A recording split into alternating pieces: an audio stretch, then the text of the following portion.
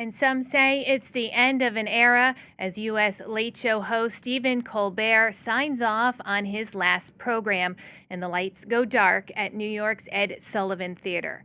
A huge crowd had gathered outside to say farewell. Colbert hosted the show since 2015, but CBS canceled it last year after Colbert mocked the broadcaster for settling a lawsuit with Trump, calling it a big fat bribe. CBS has insisted its decision was purely financial. We've got some reaction now to his final show. Who's going to be my last guest now? Hey, Steve, what about me?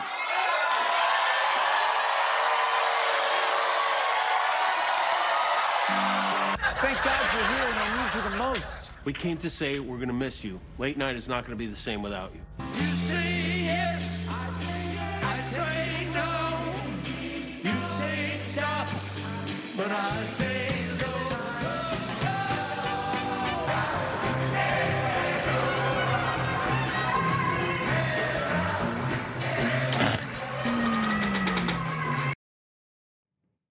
Well, to discuss this further, our international affairs commentator Douglas Herbert is here. So the lights go out, as we said. What's the significance of this moment? Well, it's much more than an end to just a popular late-night television show, because Stephen Colbert clearly redefined the political genre of political satire. He started in an era where comedians would satirize politics, and then politics began satirizing itself.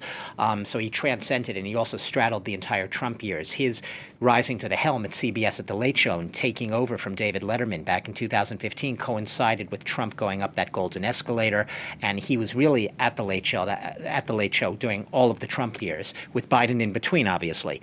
You said, is it the end of an era? The chief television critic of the New York Times asked, well, maybe the era ended him, and what he's really meaning there is what a lot of people watching this sense is that there's a clear political dimension. Yes, CBS, as you said, cited financial reasons, but a lot of people, and especially Colbert's fans, think the timing is very suspicious, given the fact that there had been CBS's parent company, making in the course of an acquisition, wanting to endear itself perhaps to Trump's Federal Communications Commission, get a good deal.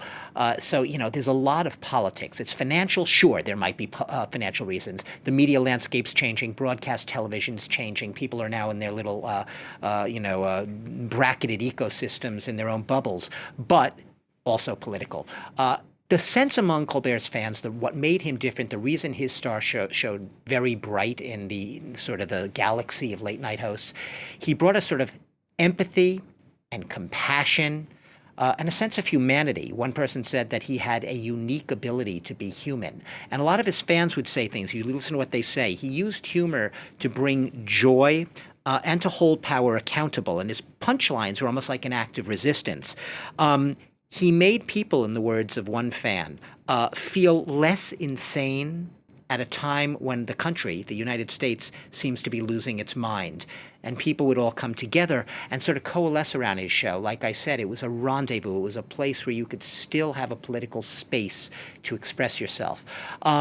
He got a lot of accolades from a lot of smart, creative, intelligent people. Bruce Springsteen, had said to him just a few nights ago on his show, basically joking that you are the first guy in America who lost his show because we got a president who couldn't take a joke. So you had a lot of that. And what's interesting is one media critic said that future historians who are looking to understand the Trump era, rather than going through all the backclip newspaper, articles and stuff, would do very well to watch Stephen Colbert's monologues, because they really seem to encapsulate it. But I think the big takeaway is this sense of humanity and a sense that he was everything for his fans that Trump never was. He didn't have vainglory. He wasn't about himself. He was a man who really was able to be personal with his subjects and to really empathize with them and what they've lived and what they've experienced. And now, this isn't, though, Doug, just a U.S. thing, is it? We're kind of seeing this across the board? Yeah, we are. I mean, yes, in the U.S., the fans of Colbert Show, they're saying this is sort of a big sign in an ongoing campaign by Trump, his all-out assault on critical dissenting voices and on democracy itself. But let's bring it across the pond, right here in France. You do have a coalescing, it seems, in recent years of right-wing, far-right media around one is a big empire in particular. I sort of liken it maybe to the Murdochs in the past, or in the U.S., the David and Larry Ellisons at the head of these big media conglomerates. A Breton billionaire named Vincent Bolloré has sort of accumulated in his big media portfolio, his media empire, big TV station in France, cable station, CNews it's called, modeling itself on perhaps Fox News, or it's sort of the French equivalent. Also a big newspaper, France's biggest Sunday newspaper, the weekly JDD it's called, and also a radio station, Europe 1, Europe 1.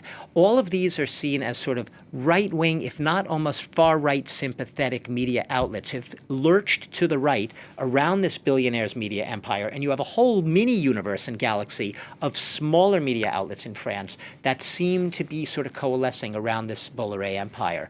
So a lot of people have been signaling. Le Monde newspaper here actually did an entire investigation about the right-wing movement and lurch of French media's landscape in recent days. So it's not just in the U.S. We're seeing it here too, especially in the public audiovisual service as well.